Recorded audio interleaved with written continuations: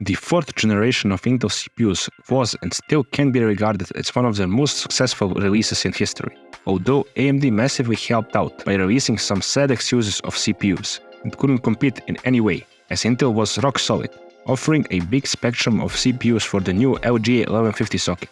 Amongst all of them, on the lower end, there was a notable bunch of i3s present. We'll be focusing on one of the strongest i3s from the 4th generation, the i3 4330. Even though a decade has passed, the 4th gen CPUs can still be considered a decent option in 2023, but the i3s kind of fall off the radar, mostly due to only having 2 cores. That was kind of the trademark of the i3s back in the day, otherwise it would be an i5 or i7.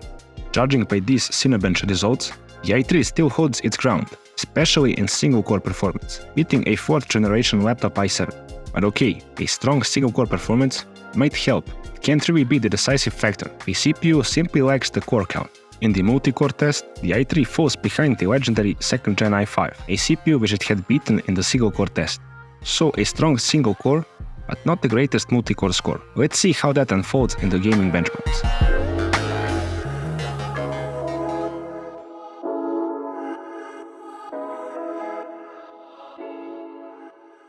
The CPU was a still relatively fresh release when The Witcher 3 first came out. 8 years later, the remastered version doesn't really run well on the i3, as visible by the footage, constant stutters, frame drops, and awful frame times can be seen here. It's safe to say that the CPU has the power but lacks the core count, with the 4 threads helping out, not being nearly enough to run The Witcher 3 in the remastered edition. Overwatch 2 represents a pretty stressful test for any CPU, especially these older i3s, and this i3 is no exception. Once again, not really a perfect experience, with a lot of frame drops, even below 30 FPS. The GPU can usually deliver over 100 FPS with these settings, but obviously not with this CPU. Nevertheless, the i3 put up a decent fight, just not a very successful one.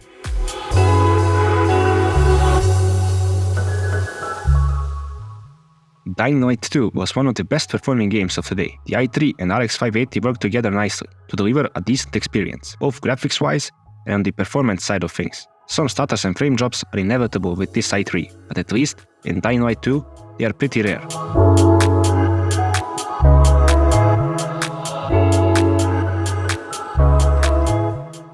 I have tested 1st, 2nd and 3rd generation i3s so far, and when it comes to Alden Ring, this 4th generation i3 is undoubtedly the best, still struggling quite a bit to deliver above 30 FPS, but at least there are no severe drops. The experience is somewhat stable, at least as stable as it gets with a dual-core i3.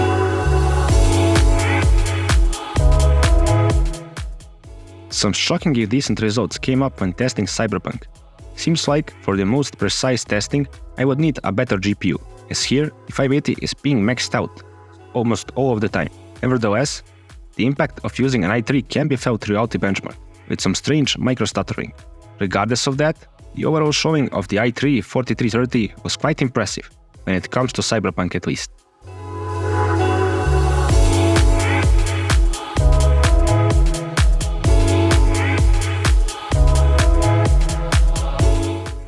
Both the CPU and GPU are at an almost constant 100% of usage while testing the Resident Evil 4 remake. Despite using a CPU well below the minimum specs, the game is running at excellent frame rates, just shy of 60 FPS most of the time. I didn't really expect it to run this well, but there you have it, a very demanding 2023 title running on a 10-year-old i3 at almost 60 FPS. I always like to test out these dual-core i3s in the Mafia Remake, as it quite often results in a stutterfest.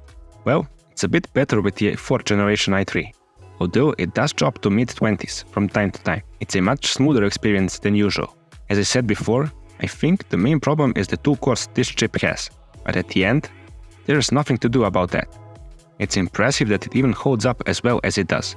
And besides, if it had more cores, it would be considered an i5, not an i3.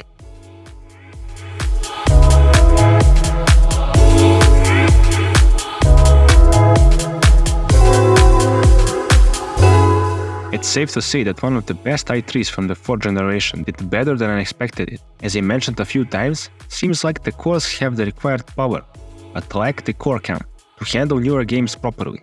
Therefore, it's hard to expect a lot in 2023 from this kind of a CPU. Obviously, I can't recommend you this i3 under any circumstance. Actually, none of the 4th generation can really be recommended in 2023, but out of all of the older Intel chips that have an DDR3 platform, the 4th generation is an absolute best, with the i7 probably still doing fine with even the modern GPUs. As for this i3, well, for basic usage and maybe a simple system that's aimed at playing older games from the 2010s, it's just fine. Not much more than that, as seen by our tests. So this concludes today's testing. Hope you enjoyed it. Make sure to subscribe for some more CPU and GPU reviews in the future.